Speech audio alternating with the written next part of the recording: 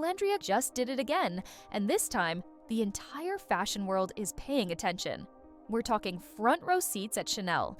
We're talking Paris Haute Couture Week. We're talking about a woman who walked into the most exclusive fashion shows on the planet and made sure everyone knew exactly who she was. If you thought her Bridgerton premiere moment was something, you haven't seen anything yet. Less than 8 months ago, this woman was selling elevators in Alabama. Now she's sitting next to Anna Wintour at Chanel. And the internet absolutely cannot handle it. If you've been following Olandria's journey like we have, go ahead and hit that like button right now because we're about to break down everything that happened in Paris, the looks that broke the internet, the celebrities she was photographed with, and why her presence at Paris Haute Couture Week is sending a very clear message to the fashion industry.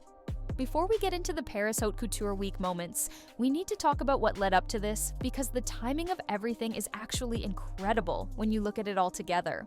On January 14, 2026, Olandria attended the Bridgerton Season 4 world premiere in Paris at the Palais Brongniart. Netflix personally invited her as a rising it girl, and she showed up in that Rahul Mishra Fall Winter 2025 couture gown with the black strapless bodice and the bubble hem skirt. That masquerade-style headpiece covering part of her eyes had everyone talking.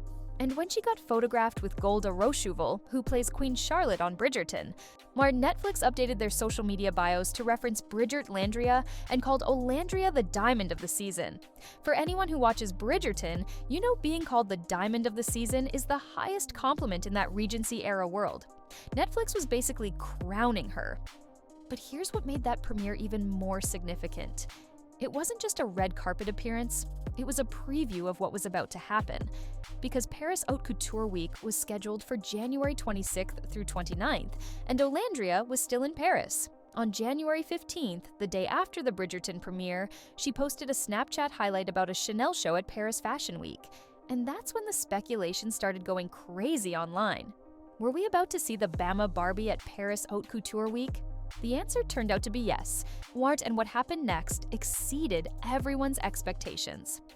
Now, if you're not familiar with how exclusive Paris Haute Couture Week actually is, let me break it down for you. This is not regular fashion week. This is the most prestigious, most exclusive fashion event in the entire world. We're talking about custom-made garments that cost anywhere from $20,000 to over $1 million. We're talking about shows where the guest list is so exclusive that celebrities fight for invitations. Anna Wintour sits front row. Rihanna shows up. Zendaya attends when she can. These are the shows where your presence alone says something about your status in the industry. And Olandria Karen from Decatur, Alabama was right there in the middle of it. The Chanel Spring-Summer 2026 Haute Couture show happened on January 28th, 2026, and Olandria was there, not in the back. Not standing. She was seated, and she was photographed in what can only be described as a moment that will go down in fashion history. The look she wore to that show had social media losing their minds within minutes of the photos dropping. She showed up in an all-white Chanel tweed ensemble with gold button detailing and a structured shoulder that gave old Hollywood glamour with a modern twist. Her hair was pulled back sleek with a center part, and her makeup was understated but flawless. Nude lip, bronzed cheeks, subtle eye. She let the outfit do the talking, and it talked loudly. Fashion critics immediately started comparing her styling choices to some of the most iconic Chanel moments of the past decade. And what made it even more powerful was that she styled herself alongside the Reismans, was the duo who've been with her since she was still a contestant on Love Island. Speaking of the Reismans, let's talk about why that partnership matters so much. Matthew and Reginald Reisman are stylists who reached out to Olandria while she was still on the show. They told Fashionista that they saw something in her from the very beginning, describing her as a standout of grace, integrity, and beauty who really separated herself from the rest of the cast. And their instinct was right because everything they've put her in has been a moment. From the Brandon Blackwood custom dress at the CFDA Fashion Awards to the Christian Siriano gown at the Golden Globes, the Reismans have understood exactly how to position Olandria in the fashion world. They're not just dressing her, they're building a visual legacy. Paris Haute Couture Week was the biggest stage they'd stepped onto yet, but Chanel wasn't the only show she attended. Reports confirmed that Olandria was also spotted at the Schiaparelli show, which happened on January 27th. If you know anything about Schiaparelli, you know that brand has become synonymous with bold, statement-making fashion. Kylie Jenner wore that infamous lion head dress to Schiaparelli. Doja Cat showed up bald and covered in red crystals for Schiaparelli. This is a brand that attracts people who aren't afraid to make a statement. And Olandria made one. She wore a sculptural black gown with exaggerated gold hardware that referenced the brand's signature surrealist aesthetic. The silhouette was dramatic, with a train that swept behind her as she walked in. Photographers captured her from every angle, and the images circulated across fashion blogs and social media accounts within the hour. What made this moment even more significant was who she was photographed with at the show. Industry insiders, magazine editors, and other celebrities who've established themselves in fashion for years were all in that room. And there was Olandria, 7 months removed from a reality dating show, holding her own among them like she'd been doing this for decades. If you're thinking about the journey from Love Island to Paris Haute Couture Week, it almost doesn't seem real, but the facts are the facts. On May 29, 2025, her birthday, Olandria was announced as part of the Love Island USA Season 7 cast. She was one of only 2 Black women in the original cast, and she went in knowing she was representing more than just herself. She told the Go Off Sis podcast that she knew she was representing Black women as a whole, and her self-worth, her value, and her self-acceptance helped her navigate that space. The Love Island journey gave us Nicolandria. The chemistry with Nick existed from day one when she kissed him on the first day of the show. They got separated, they both got dumped at one point, they chose each other to come back, and they ended up finishing second place in the finale, losing to Amaya Espinel and Brian Aronales. But here's the thing about second place. Amaya and Brian broke up in August 2025, and Olandria and Nick are still together as of January 2026. Nick confirmed it on Kim Kardashian's TikTok vlog on December 9th, 2025, telling Northwest that Nicolandria was for life. And before anyone starts with the breakup rumors again, let me address this directly because it keeps coming up every time they're not photographed together. Olandria explained the situation clearly at the Golden Globes red carpet on January 11th, 2026. She told the New York Post that she and Nick decided to prioritize their own solo careers first. They support each other in everything, whether it's the Kulani Kini's work they do together or their individual projects. And she believes that prioritizing their solo careers while maintaining their relationship is exactly why they're so successful. The Glamour, December 2025. Cover story dove deeper into this. Olandria opened up about the pressure from their fan base, explaining that people who met them through a TV screen watched them every single day for 6 weeks. Those fans are hungry for more, which was hard at first. The mental drain led them to scale back how much they shared publicly because setting boundaries became essential for their mental health and their relationship. So no, they're not broken up. They're being smart. And honestly, watching Olandria prioritize her solo career while maintaining a healthy relationship is refreshing to see. And speaking of her solo career, we need to talk about how this Paris moment fits into the bigger picture. Because Olandria isn't just attending fashion shows for fun, she's building something. The brand partnerships alone tell you exactly how valuable she's become to the industry. Amazon, Hyundai, Microsoft, Vaseline, Shea Moisture, EOS, Raising Cane's, DoorDash, Shark Beauty, Uber, Liquid IV, Ama, Reebok, NYX Cosmetics. UGG featured her in their 2025 Fluff Mama global campaign. What Reebok put her in the Angel Reese 1 campaign. With Nick, she's partnered with Kulani Kini's, Aqua de Caffer, and Sweet Green. The NYX Cosmetics collaboration is particularly telling. They created an official Nicolandria lip kit, and it sold out in minutes. That's not just influencer-level demand, that's celebrity-level cultural impact. And the recognition from the industry backs it up. Cosmopolitan named her to their Z Stars class of 2025 on October 20th. The Route 100 named her an honoree on November 8th, putting her on the same list as Kamala Harris, Beyoncé, Denzel Washington, and Kendrick Lamar. Hell.com named her 2025 Beauty of the Year. Adage called her one of the top 5 breakout creators of 2025, praising her for taking a deliberate approach to transforming momentary fame into a sustainable personal brand. That word deliberate is important. Olandria isn't stumbling into success. She's strategic, she has digital brand architects handling her management, she has the Reismans handling her styling. She's selective about what partnerships she takes and what events she attends. Everything has purpose. And Paris Haute Couture Week was the most purposeful move yet.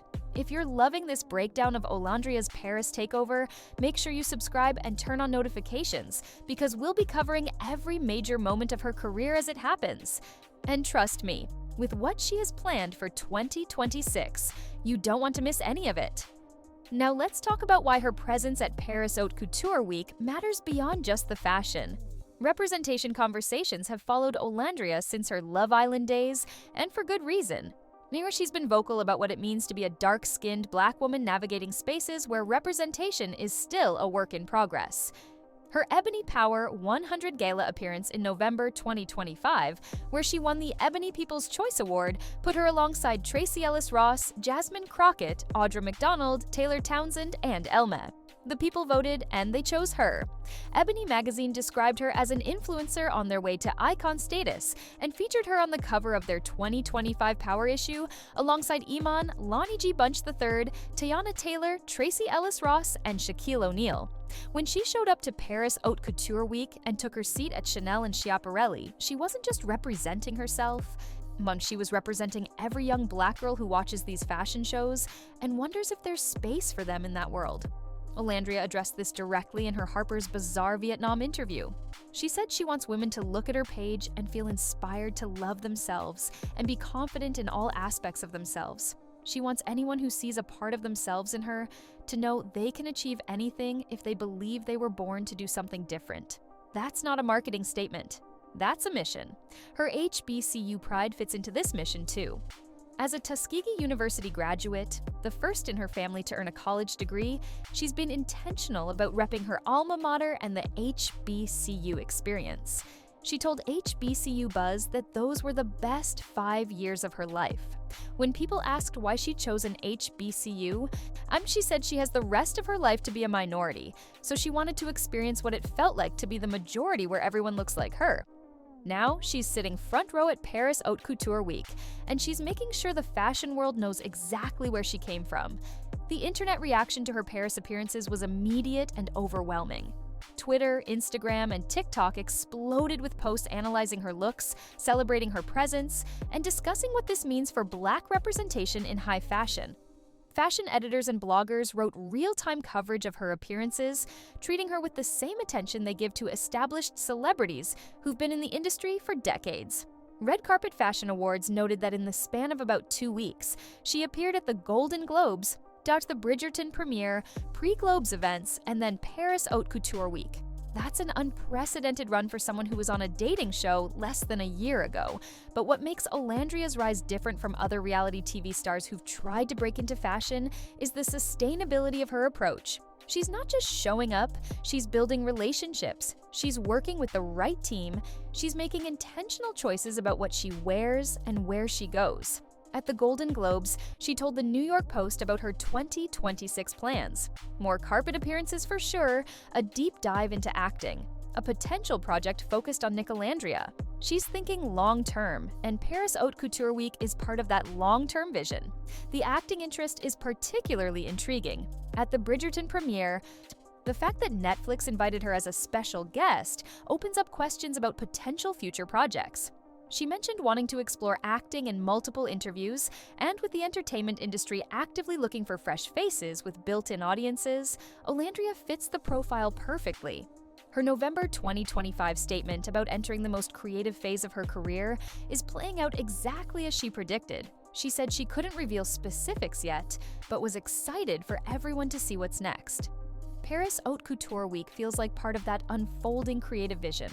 So how did Olandria go from selling elevators in Alabama to sitting front row at Chanel in Paris? The answer isn't complicated, but it is deliberate. First, authenticity. She never tried to be someone she's not. She's from Alabama. She went to Tuskegee. When she represents Black women in spaces where they're underrepresented, she brought all of that with her to every red carpet, every fashion show, every interview. The Root described her perfectly when they said, whether you know her as one half of Nicolandria, Ola the Bomba Barbie, or simply the stunning dark-skinned woman who stole the show, chances are you've seen Karen somewhere on your timeline. Second, strategy. She didn't try to do everything at once. She built the right team with digital brand architects and the Reismans. She was selective about partnerships. She was deliberate about brand building instead of just cashing in on her 15 minutes. Third, confidence. She told Harper's Bazaar Vietnam that it's nerve-wracking, but she takes a deep breath and reminds herself this is her moment. She believes she was born to do this. Oh, so she can't fail. That's not arrogance, that's self-belief, and it shows in every appearance. Fourth, boundaries. The decision to scale back sharing every aspect of her relationship with Nick shows maturity that a lot of people in her position struggle with. She protected her peace, and it's allowing her to show up fully at events like Paris Haute Couture Week without the emotional drain of overexposure. Fifth, purpose. She uses her platform for more than just herself. Her advocacy for HBCUs, her emphasis on representation, her encouragement for women to love themselves transforms her from influencer to icon. The Paris Haute Couture Week appearances validated everything she's been building. Less than 8 months from Love Island finale to front row at Chanel. That trajectory is almost unheard of. And the fashion industry is taking notice. The question now becomes, what's next? And based on everything we've seen, the answer is whatever she wants. Acting opportunities are on the table. More Fashion Week appearances are coming. Brand partnerships continue to grow. The Nicolandria project she mentioned could bring her back into the reality space she came from, but this time on her own terms. And through all of it, she's proving what she set out to prove from the beginning. A first-generation college graduate from Decatur, Alabama, who went to an HBCU and believes in herself, can absolutely sit front row at Paris Haute Couture Week and have every right to be there. The Bama Barbie broke the internet at Paris Fashion Week, and honestly, this is still just the beginning. Her Instagram following has grown past 2 million. Her influence continues to expand, and every major appearance creates more opportunities for the next one. She told Harper's Bazaar Vietnam that Barbie has always represented the possibility of achieving anything. She can be anything. Combined with Bama, the nickname became a reminder of where she came from and the little girl who dared to dream big. That little girl is now a woman sitting front row at Chanel, and she earned every moment of it. If you enjoyed this deep dive into Olandria's Paris Haute Couture Week takeover, hit that like button and subscribe to the channel.